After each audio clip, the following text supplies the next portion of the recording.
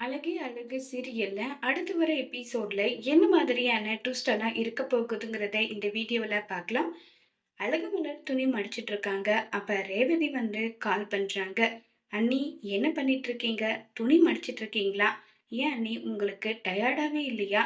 தூங்க மாட்டீங்களான்னு சொல்லி கேட்டுட்டு இருக்காங்க. எங்க தூங்குறது? ரொம்பவே கண்ணு சொக்கிட்டு தான் போச்சு. ஆனா வீட்ல இருக்க வேலைய பார்த்ததும் அந்த தூக்கமெல்லாம் பறந்து போச்சு. இப்பதான் வேலைய முடிச்சுட்டு உட்கார்ந்துட்டு இருக்கேன். ஆமா அண்ணி, எனக்கும் அப்படிதான் இருந்ததுன்னு சொல்லிட்டு பேசிக்கிட்டு வந்து இருக்காங்க. அப்ப வந்து, ஆமா, மதி என்ன பண்ணிட்டு இருக்கா? அவ சாப்பிட்டாளான்னு சொல்லிட்டு கேக்குறாங்க. சாப்பிட்டா. எங்க கூட தான் வந்து அவ சாப்பிட்டான்னு சொல்லிட்டு பேசிட்டு இருக்காங்க. நார்மலா இருக்காளான்றாங்க. இரு ஒரு நிமிஷம் சொல்லிட்டு வீட்டோட கதவை வந்து லாக் பண்ணிட்டு, உன் அப்பா அம்மா வந்து சொன்னாங்க. என்னன்னு சொன்னாங்க தெரியுமா? அவ சாப்பிடக்கூடாது. சுரேஷ் வர்ற வரைக்கும் வந்து அவ சாப்பிடாம இருக்கணும்னு சொல்லிட்டு சொன்னாங்க. ஆனா நான் வந்து அது வரைக்கும் ஏன் வெயிட் பண்ணணும் அப்படின்னு சொல்லிட்டு அவங்க போனதுக்கு அப்புறமா நான் வந்து அவள சாப்பிட வச்சுட்டேன்னு சொல்லி பேசிக்கிட்டு இருக்காங்க. சரி அண்ணி, ஆமா, அவை வந்து இப்போதைக்கு கொஞ்சம் கஷ்டமா இருக்கும். போக போக பழகிடும் தானேன்றாங்க. உன்கிட்ட ஒரு முக்கியமான விஷயத்த சொல்லட்டுமா? தனியா அவ உட்கார்ந்துட்டு இருந்தா. நானும் ரொம்பவே வருத்தப்பட்டேன். உடனே போயிட்டு, என்னாச்சு? ஏன் இப்படி இருக்க? புதுசுல அப்படிதான் இருக்கும். போக போக பழகிடும்னு சொன்னேன். உடனே அவ கதறி கட்டி பிடிச்சி என்ன அழுதா. அவளுக்கு இந்த கல்யாணத்துல கொஞ்சம் கூட விருப்பமே இல்லையாம். அவளுக்கு ஏகப்பட்ட கனவு, ஏகப்பட்டது இருந்ததாம். இது எல்லாமே என்கிட்ட சொன்னா. அவ சுரேஷ விருப்பம் இல்லாம தான் கல்யாணம் பண்ணியிருக்கான்னு சொல்றாங்க. என்ன அண்ணி சொல்றீங்க? இவ்ளோ நடந்திருக்கா? ஆமா, எனக்கே இது ரொம்பவே ஷாக்கிங்கா தான் இருந்தது. ஆனா என்ன பண்றது? ஏத்துக்கிட்டேன்னு சொல்லி பேசிட்டு இருக்காங்க.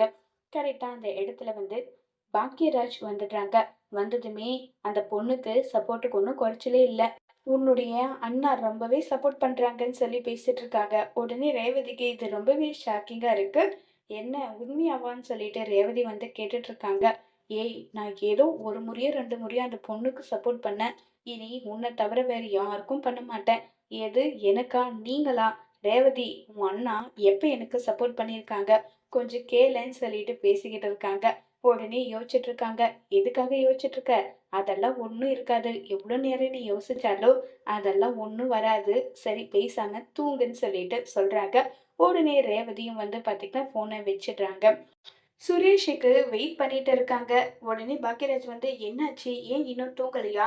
காலையில இருந்து அவ்வளோ வேலை பார்க்குற, தூங்காம என்ன பண்றேன்னு சொல்லிட்டு கேக்குறாங்க. இல்ல, சுரேஷ் இன்னும் வரல. சுரேஷ் வந்ததுக்கு அப்புறமா நிலக்கதவை அடிச்சிட்டு நான் தூங்குறேங்கன்றாங்க. அவன் வந்தா நான் பாத்துக்கிறேன். நீ போயிட்டு தூங்குறாங்க. இல்ல, கொஞ்ச நேரம் உட்காந்துருக்குன்னு சொல்லிட்டு இவங்க ரெண்டு பேரும் உட்காந்து பேசிட்டு இருக்க. கரெக்டா அந்த இடத்துக்கு சுரேஷ் வராங்க. ஏன் சுரேஷ், ஏன் இவ்வளோ லேட்டு?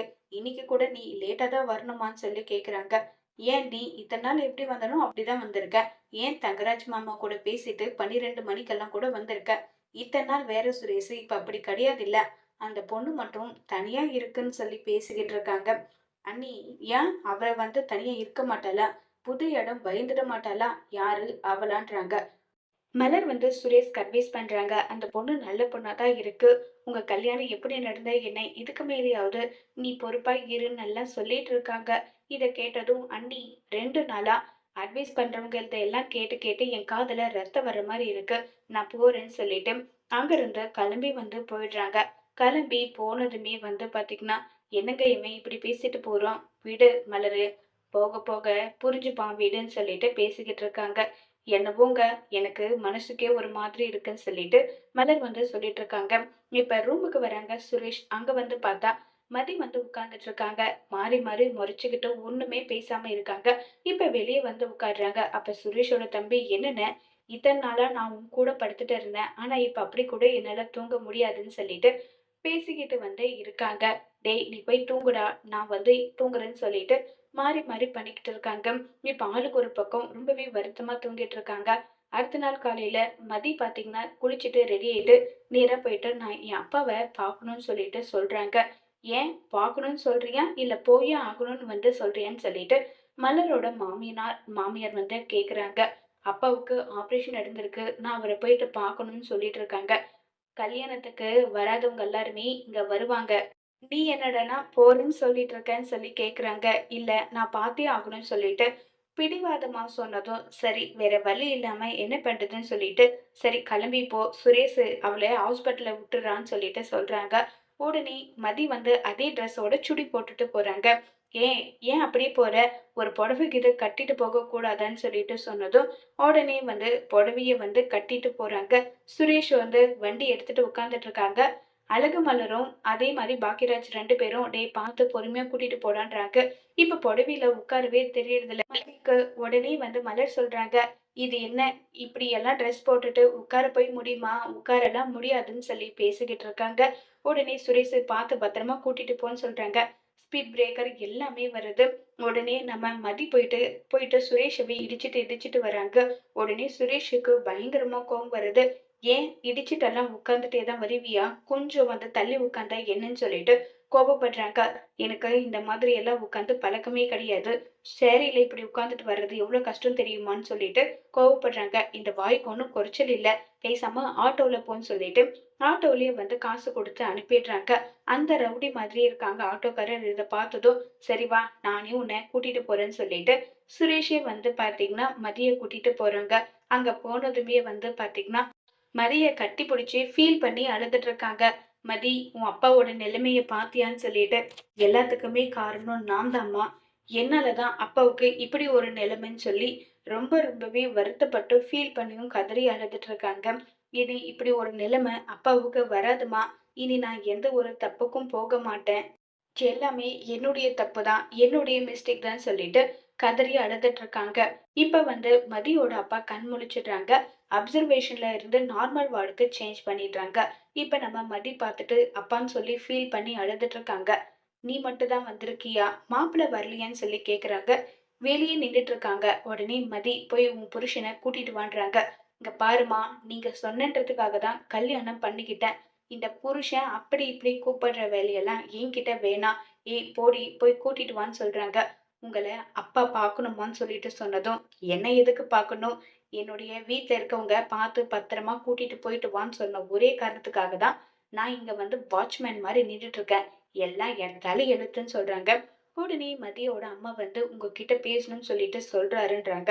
சரி வாங்கன்னு சொல்லிட்டு போறாங்க. "நீங்க எல்லாரும் வெளிய இருங்க. மாப்பிள்ளை கிட்ட நான் தனியா பேசணும்னு" சொல்லிட்டு பேசுறாங்க.